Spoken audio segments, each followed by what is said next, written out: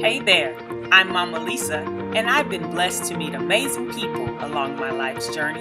People with diverse careers, interests, and a passion for improving the world through acts of service and kindness.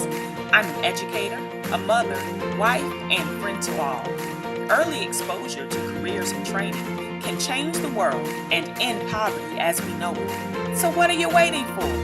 Let's sit down, chat, and learn about careers together as we work to change the world. I'm Mama Lisa. I know cool people, and I'm bringing it to you. And welcome to Career Talks with Mama Lisa. Enjoy. I'm going to go ahead and begin to ask some of the panelists some questions for you that you may think about. And we did have some people to join the call at different times. So I want to kind of give them a recap of who we have on the call. When I call your name, if you'll raise your hand, we have Danny Lamont, who's on the call from Waycross, Georgia. No, you're not in Waycross anymore. Danny is in the Georgia area. And he works with insurance for churches are your major clients, but actually anybody, you can get any type of insurance for him. He has a background in running the finances for cities as well. How many years have you been an entrepreneur, Danny? It's about 25 years.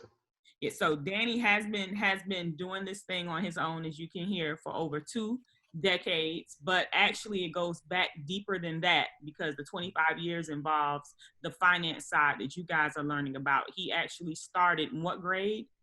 Probably 8th grade. Okay, so he started this in his 8th grade year. So, he has a lot of experience under his belt. Then we have Miss Christy Ross Lee. She's calling in from North Carolina. If you'll raise your hand. I think it's kind of obvious, woman. All righty. And she is working in the brokerage area. And now she's doing, is it conflict resolution? Is that how I say, Christy? All right. And she's also running a nonprofit. And then we have Mr. Rod Hardamon. He's calling in from Michigan. Rod, you'll raise your hand for the people. And Rod has a history on Wall Street with managing hedge funds. And that's where I would like to begin with my question. Can you explain what a hedge fund is to our callers? Maybe. So I think one of the things that most people, so what hedge funds are, they're just ways for individuals and people and companies to invest in market opportunities. When I say market, I primarily mean the stock market. So historically, most people know about kind of savings accounts. Most people think about stocks and bonds as their way to kind of invest their money. Then there's this things called mutual funds where, it's basically people put all their money together in one fund and it allows them to buy more stock than they could do by themselves. But at some point, someone came with the great idea is that, we like to take more risk or do different type of deals and opportunities than what a mutual fund would want you to do. And that's right. The concept of hedge funds. And with hedge funds, it allows which is traditional large investors or high net worth investors or people with a little bit of money to invest into funds and structures that just takes more risk. And so, oftentimes hedge funds are considered risky investments. They do everything from buying large stakes in companies. They can buy currency. They can buy assets like gold. They can also bet on stock market to drop and short, what they call taking short positions against companies. But it ultimately is really a investment vehicle that allows the most flexibility for the investor to take advantage of any opportunity they can find in the marketplace. And so for my career, we serviced hedge funds and participate in alternative investments for about a decade. All righty. Thank you for explaining that. Do we have any other questions from you guys? You participants, do y'all have any questions?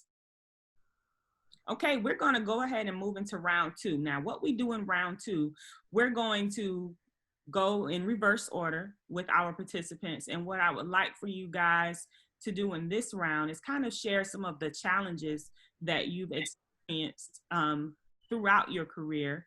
And in addition to the challenges, tell us about the things that you do outside of your 9 to 5. If there are other business ventures, civic or community activities that you're involved in, or just if it's something cool personally. We'll go ahead and begin with you, Rod, on that one. Okay, so investment banking or working on Wall Street is just usually not a door many folks, many minorities can access, right? And so I used to say, kind of like an anomaly, right? That the fact that you could take a public school kid from Detroit, Michigan, went to a black college and show up on Wall Street is not the norm, right? Now, it's not because I'm more special than anyone else. It's just that the opportunity to do that is pretty rare. Investment banking is probably one of those competitive things that I've ever done. It's a kind of, it's like being a professional athlete in many ways. Every day you're fighting to prove your worth, to prove that you're better or as good as everyone else. And the day you stop showing your value, your worth, like a football player, they'll cut you. And so that was a kind of a challenge. And so when I first showed up, you walk into the room and nobody looks like you, right? So the first thing is kind of, how do you feel comfortable? How do you feel comfortable having a voice and just talking about it? And the best thing I could rely on, and luckily we had a group of other interns that were from black colleges with us. We just decided we were going to work harder than everyone else.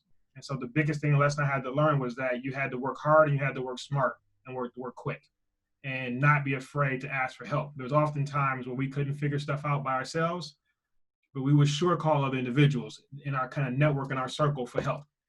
So I had to, understand the challenges, but not be afraid to ask for help. And that was the biggest thing I had to learn very, very quickly. My first kind of 3 weeks on the job, they asked me to do an analysis that I had no idea what it even meant. But I knew saying yes meant if I could figure it out, they would respect what I could do in the future. So I said yes, not knowing even what it meant, and then asked a bunch of people how to figure it out. And that kind of just became how I thought about my career, is always taking on a new challenge and never being scared to try something new. Outside of work, I've always kind of been an entrepreneur like Danny, like always had like a little hustle on the side trying to figure out what's next. So probably the most interesting hustle I've had, I used to be a party promoter in New York. So for probably about 5 or 6 years, I was a party promoter on the New York club scene while I worked. And that was cool. And that led to a bunch of other ventures, everything from entertainment and marketing. But probably the most constant thing that kind of carries to this day is that I've always been a believer in kind of developing our community and providing access and opportunities. So mentoring is a big deal for me. I'm always sitting on boards and nonprofits. I'm a part of the Boys and Girls Club here in Detroit. And just other ways I can find to give folks opportunities and access that normally don't see. I wrote a book, and sometimes you can't always meet everybody you want to meet. So one day I wrote my story down into a book called Trying to Get There, Navigating Your Success.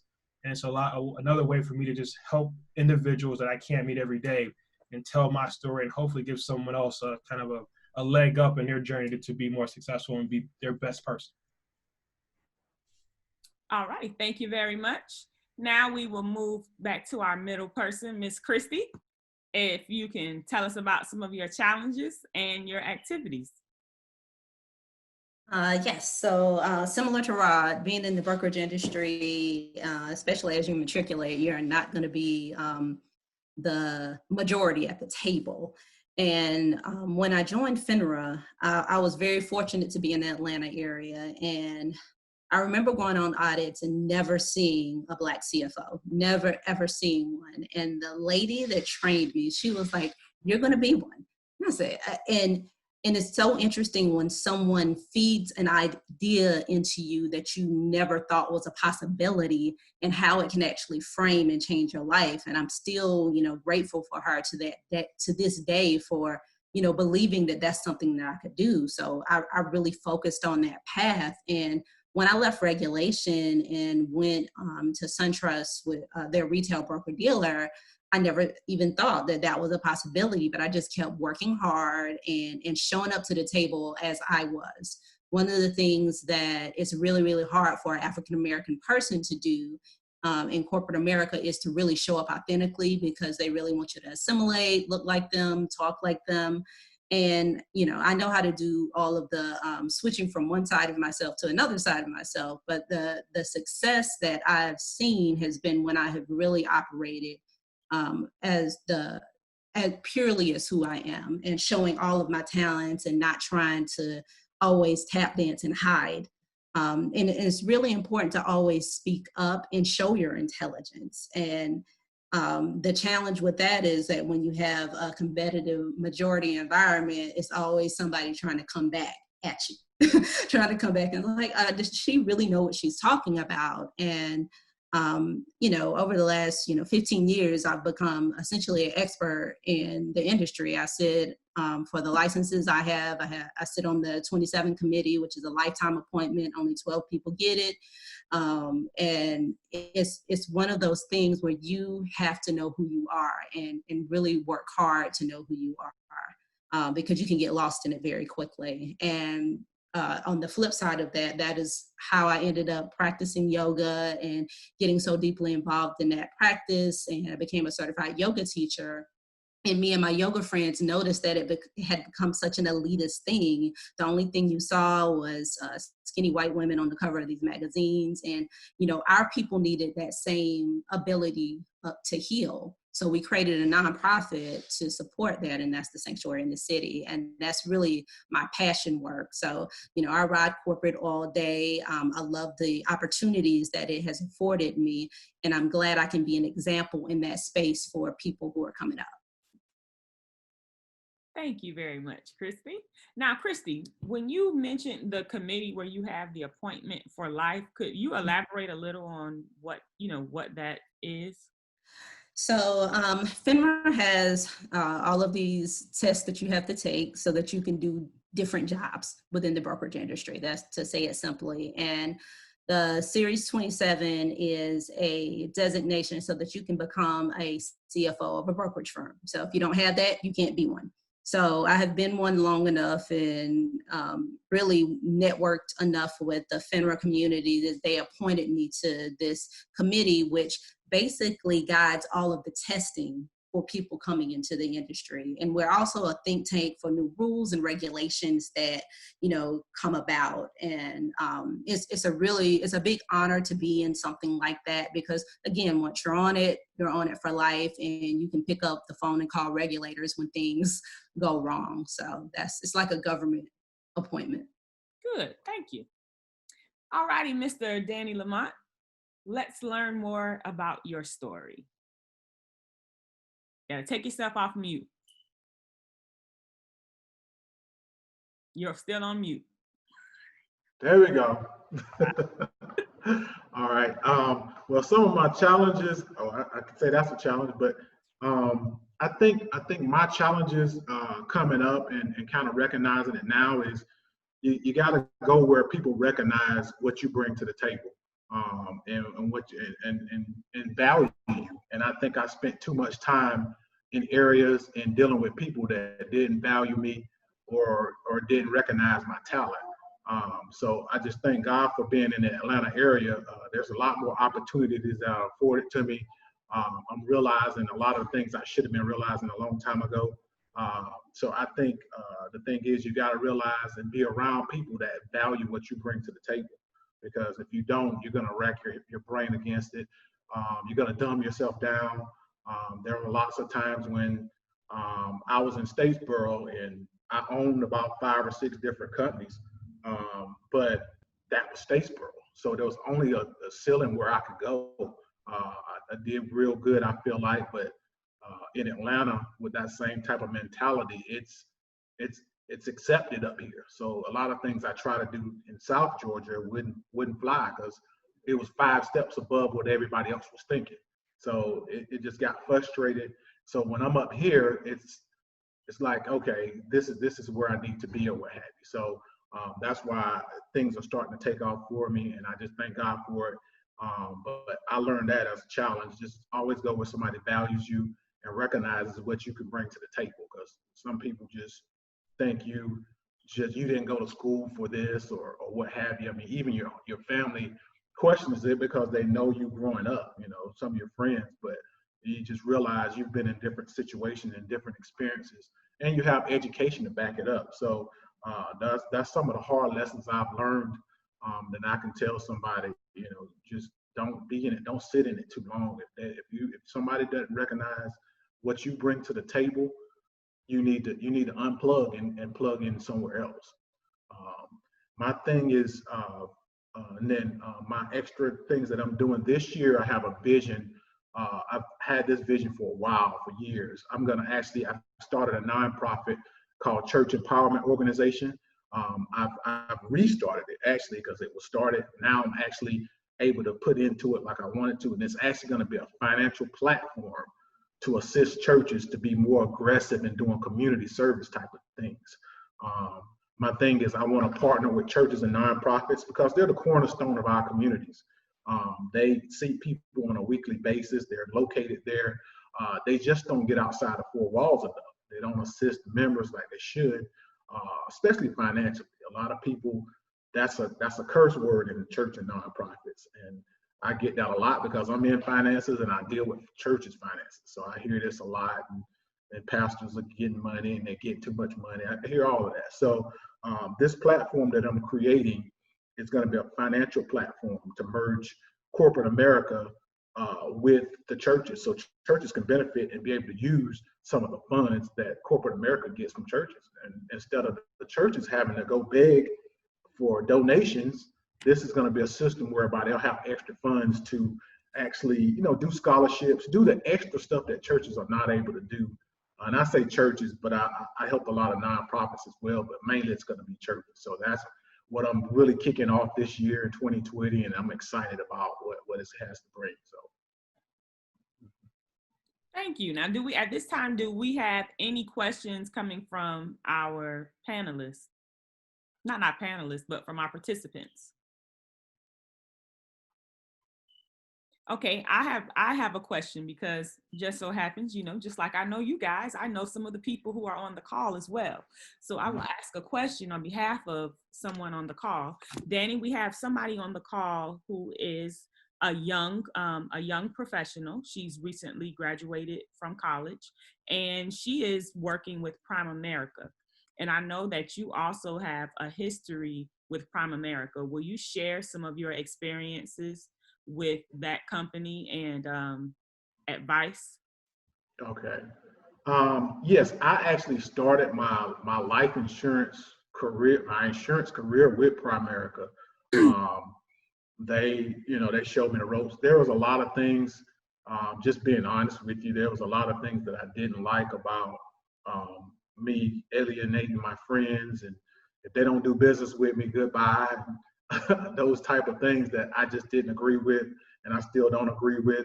I feel like your product and your service should speak for itself. It shouldn't be a favor. It should be a relationship. And I do a lot of relationships, and I think with the Prime America system, they have a lot of things that I just didn't agree with. So I stayed for a while, but it helped me see that look, there's money to be made in this insurance industry. So it motivated me to get all of my licenses. So with them, I only had one license.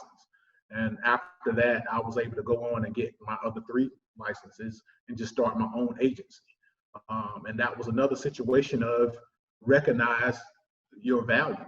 If this company is just wanting to use you to bring in other people, you need to look at it. If that's the only thing that they're looking to do. But if they're looking to develop you and give you opportunities to own your own business and have value for years where you can pass the agency down to your kids and things like that, that's what you need to look at.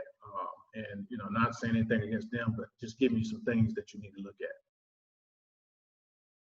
Okay, and this question will go to all of our panelists on the call this evening. We have, in addition to our young people, we do have several parents on the call as well. And because all of you are authorities in your area, what type of advice would you give parents? And I'll kind of point you out on this. Rod, with you and your background in investing, how can parents begin to educate their children in that area? Christy, when we come over to you with the nonprofits and brokerage, what type of advice would you have for the parents raising their children to make their children more responsible in that area? And Danny, when we talk to you about the area of insurance, how can parents go about talking with their children and helping them to be responsible in that area as well. So any of you can begin. Let's see. On your mark, get set, go. Oh, go ahead. No, go ahead, Danny. Okay. I was gonna begin real quick because actually, Lisa, I wanted to touch on something with this. I'm glad you brought this up. But my thing is, as parents, we need to teach our children about credit.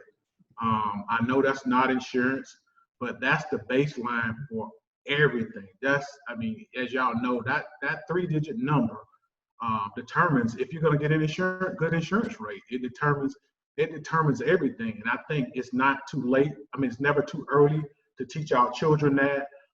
What I've done is, because I realized the headaches that I've had to go through because nobody taught me, I started off without anybody assisting me. So I had debts that I didn't know about. So, I knew about it, but I had to take on, put it that way. I knew about it. So what I've done is with my daughter, she actually is graduating this year. She's a part of class of 2020.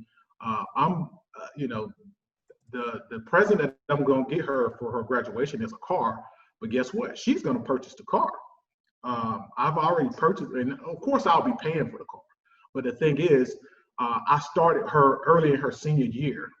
There's things I put her on my credit cards, things like that. So when she graduates, she's going to have over a 700 credit score. And I teach her all the time about credit. I drill it to her. Some of it she takes, some of it she don't. But she's realizing now that she has a job and different things require that it's on her mind. And I think we need to be financially responsible to our kids to start them out like that, because we don't. They won't realize, they won't wake up until they're 20 something and they try to buy a house and they can't. So I just think that's real important. All right, thank you. And Rod, with the investing? So the first thing I did with my son, so I have an 18-year-old so whose T-shirt and merchandise I am wearing, supporting a young entrepreneur. And so the first thing I did was, we talked to him about saving his money, right? Because if you have no cash, you cannot invest any cash, right? So first thing I want to teach him is how to save his cash. So every time he got any money, whether it was Christmas money, birthday money, he started working a job, he put half his money up in the bank. Day one, right? You hem and haw, I can't do what I want, who cares? Spend the time and encourage your children to save money. Why? It doesn't matter if it's $5 or $50. It all matters, right? If it's $5, you put $2.50 in the bank, because it just teaches them the discipline of paying yourself first. Oftentimes, the first thing you do, you get a check, you pay someone else. The best thing I ever did for myself is when I started working is I used to write myself a check every 2 weeks. So you had your bill paid, you paid your rent, you paid your gas bill, you paid your cell phone bill, and I sent myself a check every time I got a paycheck. When I first started, the check was $25. Then I didn't miss the 25. Then I sent myself a check for $50. I didn't miss the $50. And then every time I could increase the number, I did it. And then you wake up one day, I had an emergency. So where'd I go for my money? I went to my drawer. I was like, oh, I got some checks right here, right? And I taught myself the ability to not only protecting myself, that the most important business I have is me. So I paid myself first. So that's the first thing I would do. The second thing is, don't be afraid to learn with your children, right? You may not be an expert in the stock market and mutual funds, but learn with them, right? The earlier they learn these things, the more comfortable they are, right? Sometimes like financial, as Danny said, kind of finance and financial growth and being wealthy is taboo. It's a bad word. There's nothing wrong with it. If you have resources, then you can help those who don't have the same amount of resources, right? And so it makes you more of a blessing to your community. And so learn with them, learn about the stock market, learn about companies, just talk about it, because it'll make them so much more comfortable. By the time they're 18, they're going to be just comfortable with the discussion about money and saving and investing in finance, right? There are free websites. One is called mindtreasures.com. You can just go, and there's a lot of free resources just to learn about how to invest online, right? You can go to a library or download, Investing for Dummies, right? It's a simple book that anyone can kind of read at any age level. And I think all that matters. And the third thing I would say is expose your children to whatever you do. my 18-year-old, who received a significant blessing, is now a professional artist, right? But he spent his entire life listening to me work. So if I had a meeting, I didn't make him leave the room. He took the meeting with me. He was in the room listening. If he could be in a car while I was on a conference call, I let him listen, not put it on silent, but I put it on speaker. Fast forward to he's 18, he just has an understanding of business and the knowledge and awareness that I didn't have at 30.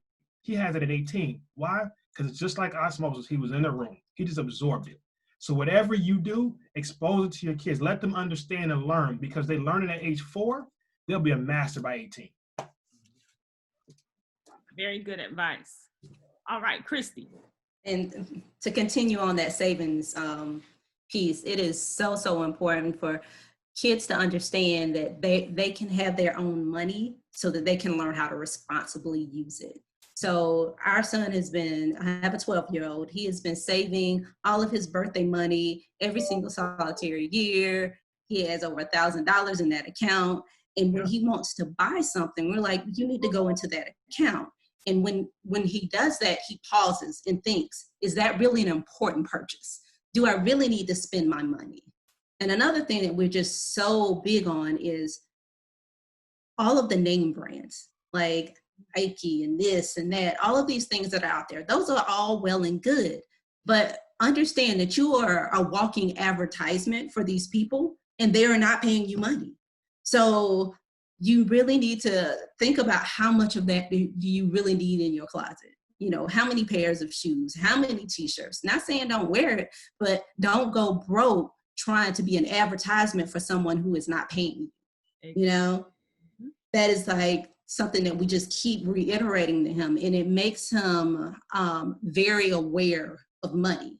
Another thing is we show him our budget sheet. He sees what's coming in, what's going out, so that he can understand that you need to evaluate all of that stuff on a weekly basis. You can't just guess at it. It needs to be organized. You need to know what's coming in and out of your financial scheme. And the big thing is exposure to different things. So my husband is a big art collector. So he is growing up in a big old house of art. So now he thinks art is a thing. He volunteers at a museum here. He supports the things when we do nonprofit work. And we also bring him around different people who are doing different professions. So if you have a doctor, make him a Black doctor. If you have a dentist, go find a Black dentist so they can see that those are possibilities for their own lives. Growing up, I didn't know that all of these different professions and all of the things that I could do. And my son is in a space where he gets to see all of that. So it makes his world larger than where I grew up. So exposure to different things, different professions, and professional organizations. There are Black professional organizations all over this country. National Association of Black Accountants. That's how I got my scholarships to go to school. Black MBAs, they have programs for high school students. They have programs for middle school students and college students. And they support you so much at the beginning of your career. They teach you all of those soft skills that the corporate America is going to allow you to fail in. But when you come into Black professional organizations, they allow you to do project management and leadership and have a safe space to fail. So I'm a big proponent of professional organizations, Black professional organizations. That was great. Okay, Rod, TJ had a question for you. He wants to know about your consulting services. I want you to elaborate on that. Sure. We provide, we're a boutique management consulting firm. So we provide strategic strategy, financial planning, capital planning, financial modeling, organizational redesign, helping figure out how to lay out your organizations, how to staff them correctly, how to improve leadership. So we're a full service consulting firm, but ultimately it kind of boils down to most organizations don't have a clear direction of where they want to go or how to get there. So if it's not clear where you are, we help you figure that out. If you know where you are, but you don't know how to get to where you're going, then we help you figure out how to get you going. And then we also provide support and help you execute on those plans and initiatives so the organization can be successful.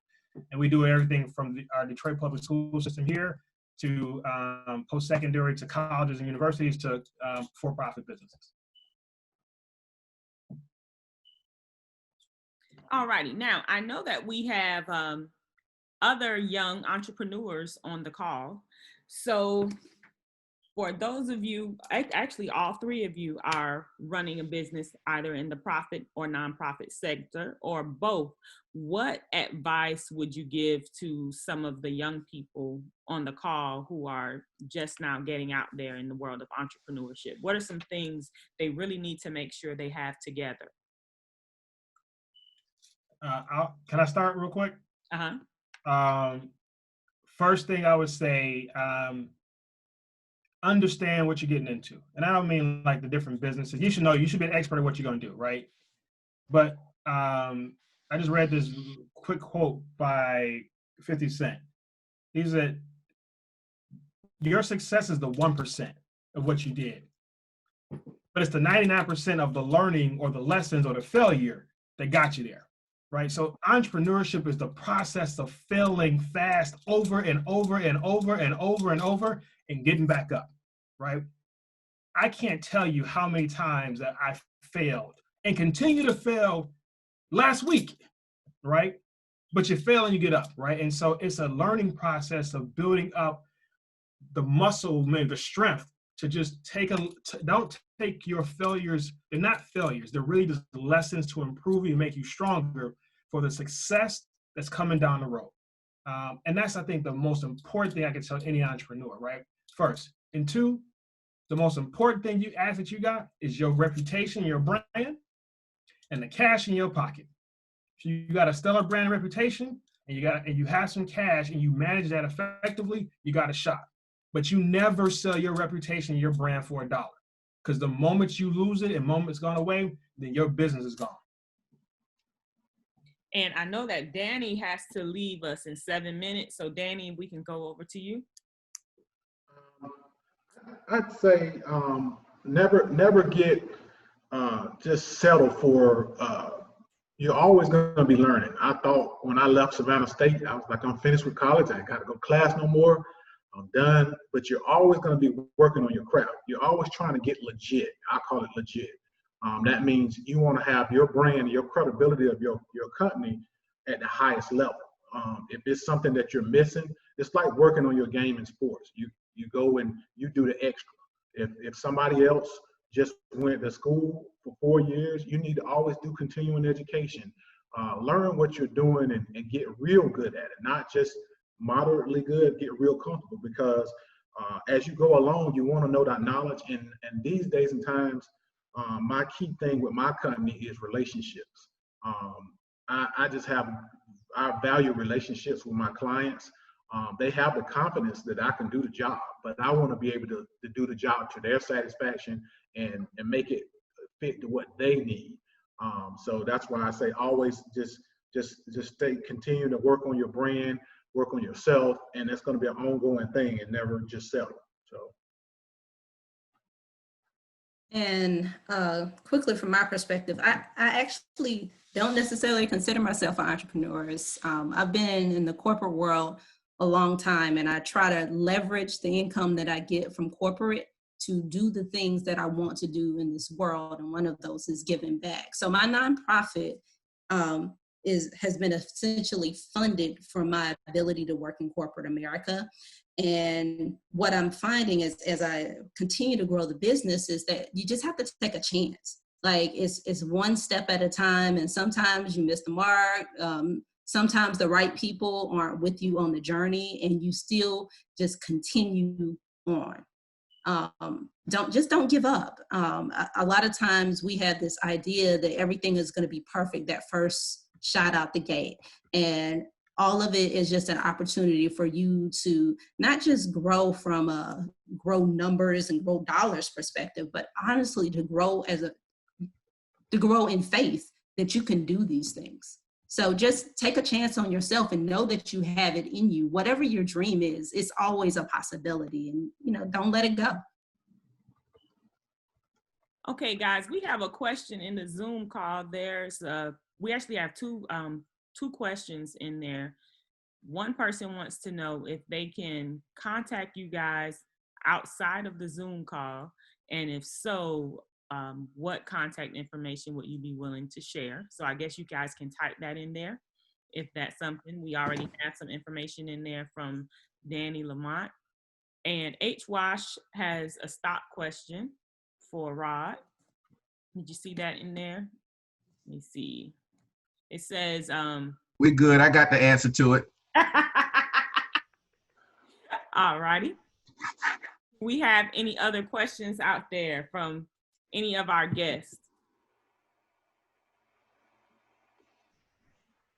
Well, Lisa, yeah. I'm gonna actually go ahead and cut out now. I have another appointment that I had before, so I just want to thank you for bringing me on and having me on. And if anybody had any follow-up questions, just feel free to contact me.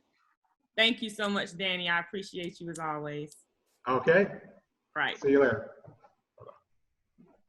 The last thing I would like for you guys to touch on tonight before you go, if you can talk about some of the sacrifices that you all made along your journey. Share those with our guests tonight. Okay, that's an interesting question as a wife and a mother. So I will say I've sacrificed a lot of time because a lot of my jobs required me to travel, be all over the place, and raising the son and being a wife, a lot of that had to get reprioritized from time to time. So a lot of my personal life was sacrificed, especially in the beginning of my career in climbing the corporate ladder. I've definitely plateaued, and now I'm more, okay, I can spend a lot more time at home because I had that foundation. But in the beginning, I had to sacrifice a lot of my personal space so that I could move to where I needed to. Now, I never neglected it, but I knew that there were some sacrifices that had to be made if I was going to get on planes, and I had to make sure I had the appropriate support structure, and I wasn't always the one picking up my kid, and sometimes we had to have nannies and all of these different things. And all of that was worth it. But just know that if you're going to be going into something that's going to require you to have massive movement, you have to have a support structure in place as you take on families and things. H. Wash. So looking back, Ms. Ross, you okay with that sacrifice? I am today. One of the reasons that we actually moved to Charlotte is I was traveling so much and had a ridiculous commute and had an evening nanny after my kid was in daycare all day.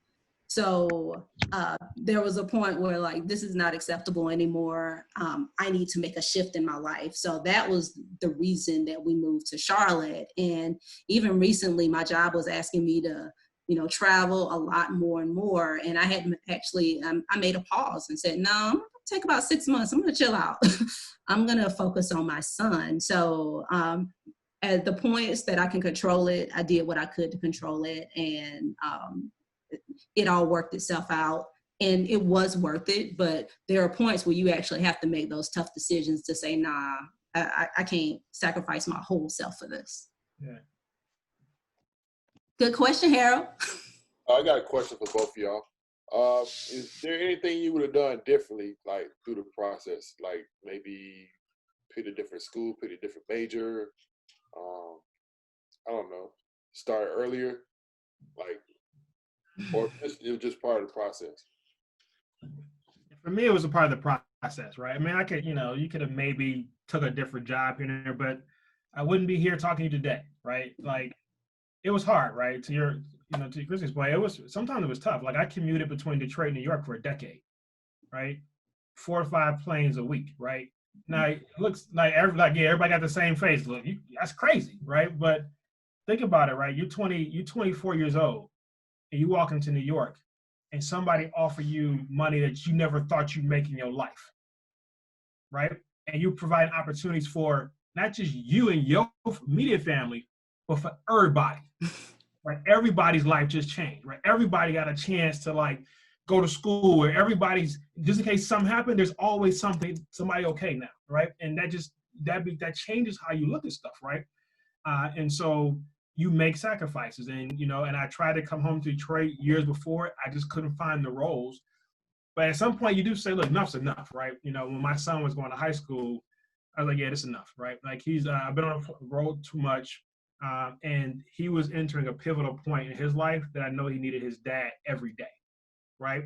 And so that's when I left my job, right? Like I didn't have a job in Detroit lined up, right, when I left, but it didn't matter. I had to go, right? And I said, God's got me this far, so it can carry me the rest. So I just bounced. I walked out the door.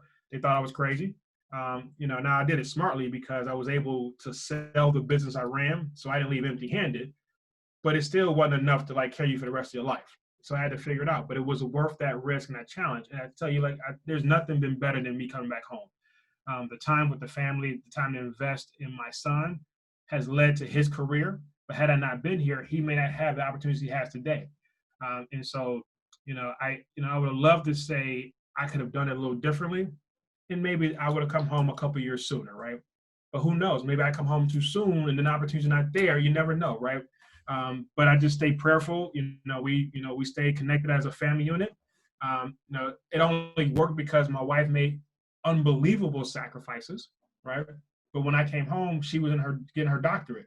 So then it was my turn to sacrifice. I pick up all the kids, right? I do all my parts while she's got to go study and write dissertations for the next, 3 or 4 years. And you just try to make it work as a team.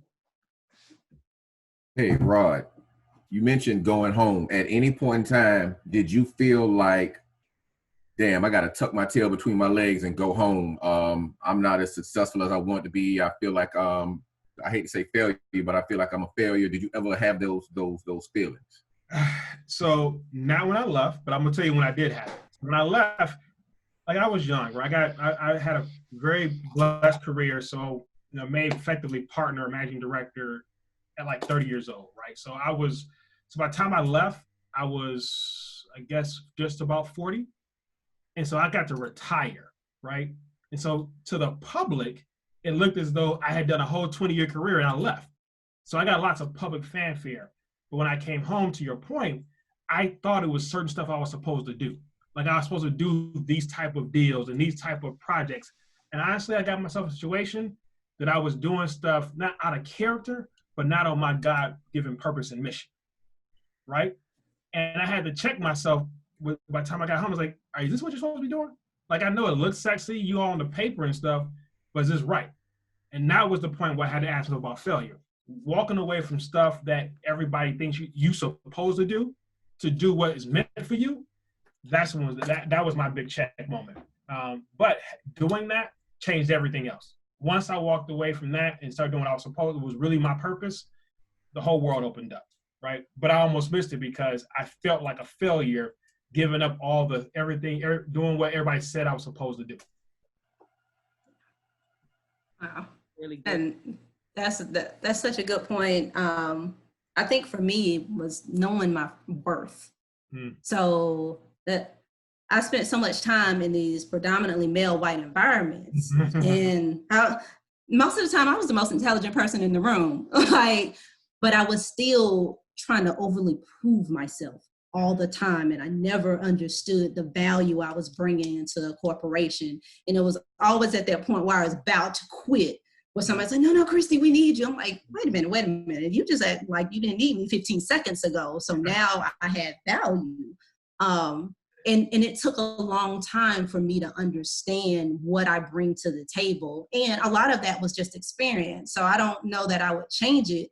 But if you can know that no matter what school somebody went to, no matter whose daddy somebody is, that does not make them an intelligent person. And that you have equal footing at whatever table that you're at, as long as you doing the work, as long as you getting the education and learning what you need to, you have the right to be at the table. You are adding value at the table. And if I had learned that a little bit earlier, I think I wouldn't have not bumped my head up against so many different things. That's real. This has been great. We're going to wrap up now, guys, unless any of you have a question, and you can feel free to chime in if you do. Mr. Campbell, how does the question area look? All righty. Well, I would like to thank all of our guests tonight. Some takeaways that I would like for everyone who tuned in today to remember is to plug yourself in to where you are being fueled.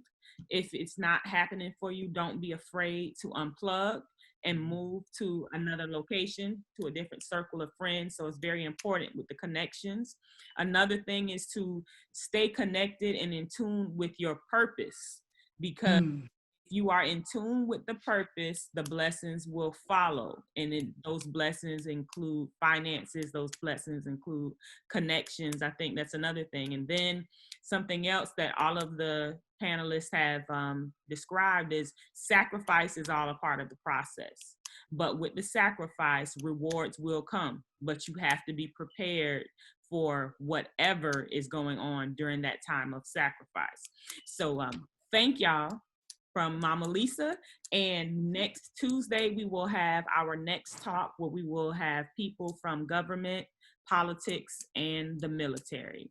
So God bless you and have a wonderful night. We appreciate it. Thank you, Lisa. Thank you. Thank you. This was dope. I loved it. Love it. Okay, good night, y'all. Bye. Shout out to Savannah State University, Howard Jordan Business Building. That's right. That's right. That's right. All right, y'all have a good one. All right. Bye, Lisa.